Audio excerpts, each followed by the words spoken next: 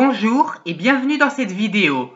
Aujourd'hui, on va parler des différences d'accès à l'eau potable d'un pays à l'autre, mais aussi au sein d'un même pays.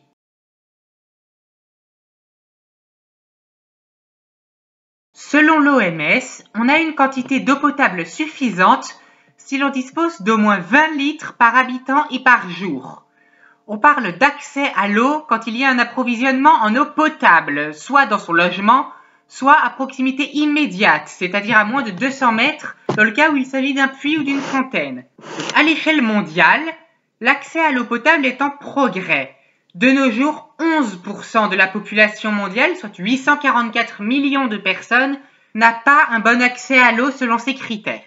Certes, c'est 11% de trop, mais en 2000, c'était 19%, donc la situation s'est quand même améliorée.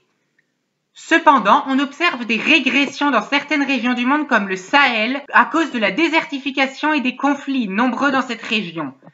Et un humain sur 3 a accès à l'eau, mais c'est de l'eau non potable, ce qui est une des principales causes de maladies graves comme le choléra.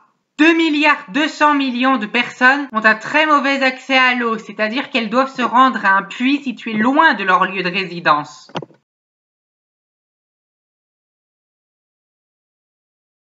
D'une manière générale, plus un pays est développé économiquement, plus sa population a un accès facile à l'eau potable.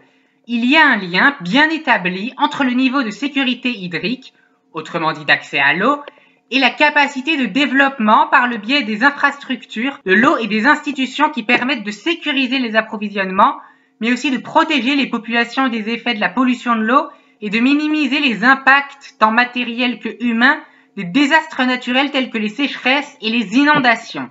À l'inverse, les pays pauvres peuvent se voir confrontés à un cercle vicieux dans lequel le manque de moyens pour développer les infrastructures entretient les difficultés du décollage économique et ce, quelle que soit leur situation en termes de disponibilité des ressources en eau. En d'autres termes, même quand il pleut suffisamment, un pays pauvre n'a pas forcément les moyens d'acheminer l'eau potable chez tout le monde. Du coup, dans les pays développés, tout le monde ou presque a l'eau courante chez soi. Et dans les pays plus pauvres, il est fréquent d'avoir de l'eau au robinet à certaines heures de la journée, voire de devoir aller au puits. Au Burkina Faso, des associations d'usagers se sont montées pour tenter de régler les problèmes. Là-bas, en milieu rural, la norme est d'un point d'eau pour 300 habitants à une distance maximale de 500 mètres du lieu de résidence. Les associations qui se sont montées visent à améliorer les choses. Elles installent des mini-réseaux d'acheminement qui desservent les villages. Toutefois, par manque de moyens financiers, la quantité d'eau de ces réseaux est limitée. Les bénéficiaires n'ont donc pas systématiquement de l'eau à leur robinet. Tout cela fait que dans les pays riches, on consomme plus d'eau que dans les pays pauvres. Si un Américain moyen consomme 450 litres d'eau par jour, soit le triple de la consommation d'un Français moyen, en Afrique subsaharienne, la consommation est moindre, entre 15 litres par jour pour un rural et 70 litres par jour pour un citadin. Résultat des courses, les pauvres des pays riches ont beau avoir l'eau courante chez eux, ils sont quand même impactés par ces problématiques, moins que les pauvres des pays pauvres, mais quand même, parce que leurs compatriotes consomment trop. Quand il y a une sécheresse, par exemple, ce sont plutôt les pauvres qui sont sommés de réduire leur consommation, bien plus que les riches. Du coup, 5% des Européens n'ont pas toujours accès à l'eau potable et 10% n'ont pas accès à l'assainissement.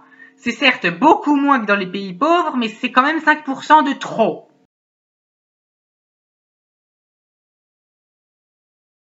Le climat a également une influence sur ça. Il existe des pays riches qui connaissent régulièrement des pénuries à cause de la sécheresse, comme l'Espagne ou l'Australie, et des pays pauvres où l'on consomme peu d'eau, donc on ne se pose pas la question du manque, notamment dans la zone équatoriale où il pleut beaucoup. Ainsi, la surconsommation d'eau dépend à la fois du climat et de l'économie. Toutefois, les pays riches dont le climat peut engendrer un manque d'eau ont, contrairement aux pays pauvres, les moyens d'importer de l'eau pour subvenir aux besoins de la population. Les principaux exportateurs d'eau sont en Europe de l'Ouest. Il s'agit du Royaume-Uni, de la Belgique, l'Autriche, la France, même s'il en existe aussi dans d'autres régions du monde comme le Canada ou en Asie de l'Est. Et les principaux portateurs sont au Moyen-Orient. Et puis même quand il pleut suffisamment, rien ne dit que l'eau est potable. Si l'Asie du Sud est si densément peuplée, c'est parce qu'il s'agit d'une région très arrosée qui connaît le phénomène de mousson. Mais de nos jours, l'eau y est bien trop polluée pour être potable.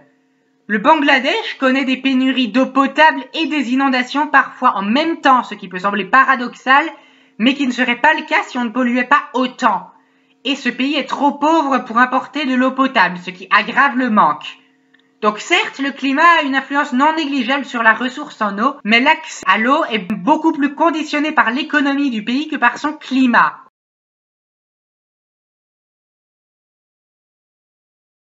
Dans les pays en développement, les inégalités d'accès à l'eau sont toujours aussi énormes, bien que de plus en plus de gens aient un bon accès à l'eau. Certains pays comme le Laos ont connu un énorme progrès dans ce domaine. En l'an 2000, 46% des Laotiens avaient accès à l'eau potable, mais ce taux est passé à 80% en 2015, soit une forte hausse, cela pas doublé mais pas loin, en seulement 15 ans. Les pays qui ont suivi ce chemin tirent la moyenne vers le haut, les énormes progrès qui ont été réalisés, compensant ceux où rien n'a changé comme l'Érythrée, qui connaît le pire score en termes d'accès à l'eau. Dans la plupart des pays en développement, il y a une forte disparité entre villes et campagnes qui se retrouvent dans l'accès à l'eau. Bien souvent, les réseaux d'eau potable ne desservent que les villes. Du coup, les citadins ont un robinet chez eux, alors que les ruraux doivent aller chercher de l'eau au puits, et le puits n'est pas forcément situé dans leur village. Les citadins disposent d'une plus grande quantité d'eau par personne. Et c'est pour ça qu'en Afrique subsaharienne, les citadins consomment 4 à 5 fois plus d'eau que les ruraux. Par contre, même dans les villes, il y a des disparités entre les quartiers. Si les quartiers chics sont les mieux desservis, parfois même desservis 24 heures sur 24, dans les quartiers plus pauvres d'une même ville, il n'y a de l'eau au robinet qu'à certaines heures de la journée. Le reste du temps, il faut aller à la fontaine d'eau potable la plus proche. Cette situation est très courante dans les pays en développement. À Jakarta, qui est la capitale politique et économique de l'Indonésie, mais qui est également une ville réputée pour sa surpopulation, certains quartiers, parmi les plus pauvres de la ville, n'ont même pas du tout d'eau courante. Sachant que l'est de cette ville est habité par des riches et l'ouest par des pauvres, les fournisseurs d'eau se sont concentrés sur les quartiers où les gens ont de quoi les payer afin que ce soit rentable pour eux. Plutôt que de faire de l'eau courante un bien commun, les politiques publiques tendent à se tourner vers une gestion privatisée, ce qui accroît les inégalités. Même son de cloche à Saint-Louis, qui est la deuxième ville du Sénégal. Cette ville, en saison des pluies, est inondée par l'estuaire du fleuve Sénégal. La croissance que connaît cette ville, conjuguée au manque de moyens et aux inégalités sociales, conduisent les pêcheurs, généralement pauvres, à vivre dans les zones inondables pendant que les riches vivent dans des zones qui sont à la fois mieux protégées et mieux desservies par les réseaux d'acheminement d'eau, ce qui n'est pas sans impact sur la santé des populations, puisque certains manquent d'eau potable, mais voient régulièrement leur logement être inondé. Cette inégalité d'accès à l'eau amplifie donc les inégalités en termes de santé publique, qui feront potentiellement l'objet d'une autre vidéo.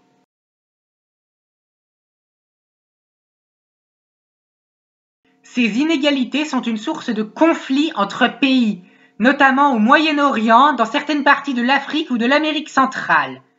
Rien qu'au Moyen-Orient, il y a une dizaine de foyers de conflits liés à l'eau. Mais comment ça se passe exactement? Les fleuves ne connaissent pas de frontières, ils sont présents partout sur Terre? Eh bien oui, mais ceux qui sont en amont d'un fleuve sont avantagés parce qu'ils peuvent prendre la quantité d'eau qu'ils veulent, alors que ceux qui sont en aval doivent se contenter des restes. Ce schéma se produit notamment dans le bassin versant du Nil, où l'Éthiopie construit des barrages créant des tensions avec l'Égypte, située plus en aval, mais aussi dans le bassin versant du Colorado, où les États-Unis prélèvent des quantités d'eau bien supérieures à leurs besoins, créant de toutes pièces une pénurie d'eau dans les régions du Mexique baignées par ce fleuve. Les autorités turques usent du même procédé pour assoiffer et donc dominer le peuple kurde, ce qui n'est pas sans créer des tensions non seulement avec les Kurdes eux-mêmes, mais aussi avec les peuples plus en aval, c'est-à-dire les Irakiens. Toutefois, lorsqu'on observe de plus près les interactions, tant positives que négatives entre États autour des ressources en eau, la conclusion est sans appel. Le nombre d'événements de coopération dépasse largement celui des événements conflictuels. La majorité des événements, tant positifs que négatifs, se passent dans le bassin versant du Jourdain. Mais même là, il y a plus de coopération que de conflits. Et pourtant, c'est là où il y a le conflit israélo-palestinien. En fait, les conflits autour des ressources en eau n'ont que peu de chances de se traduire par des guerres de l'eau, puisque l'écrasante majorité d'entre eux ont lieu à l'échelle locale, entre les différentes strates de la population. Ça peut être les pauvres qui revendiquent un accès égal à celui des riches, mais aussi l'usage de l'eau pour l'agriculture intensive contre les autres formes d'agriculture. D'ailleurs, pour ce dernier thème, je vous renvoie à ma vidéo sur les méga-bassines. Cette vidéo est à présent terminée, j'espère qu'elle vous aura plu. Si c'est le cas, n'hésitez pas à la partager sur les réseaux sociaux, à mettre un pouce bleu et un commentaire pour améliorer le référencement de ma chaîne. Et si vous avez envie de soutenir financièrement mon travail, le lien vers Tipeee est dans la description.